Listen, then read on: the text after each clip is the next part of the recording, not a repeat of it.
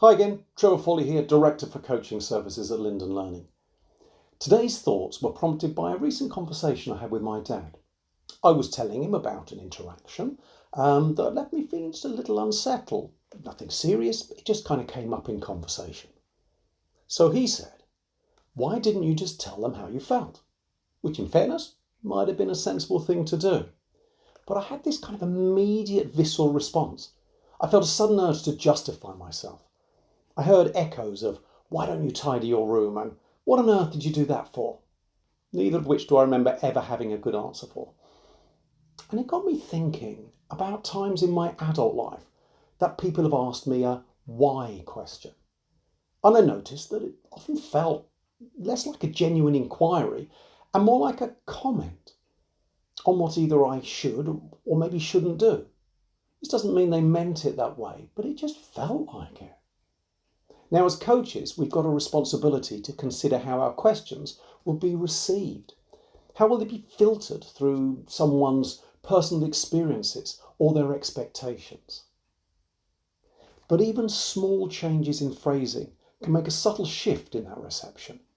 So rather than, "Why did you do that?" which someone might take as, "You shouldn't have done that," ask in a way that assumes there were good reasons and you just want to understand them.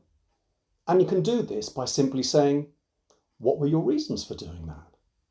By being more explicit, you make it clear that you're still listening rather than commenting. Which brings me to another downside to asking why questions. They're ambiguous. There are two types of why. One relates to causation and the other to intention. One wants to know what led to your decision or your action, and the other, what were you trying to achieve through it? If someone had asked me, I don't know, back when I was 13 why I got a paper round, I could have responded, well, my dad had informed me that I was old enough to get a job, no one owed me a living, and pocket money was a thing of the past. Or I could have said, "I want to buy Space Invaders for our Atari console, and I need $29.99. Well, which was a huge amount of money at the time, as I remember. What caused me to get a job? Or what did I want to achieve by doing so?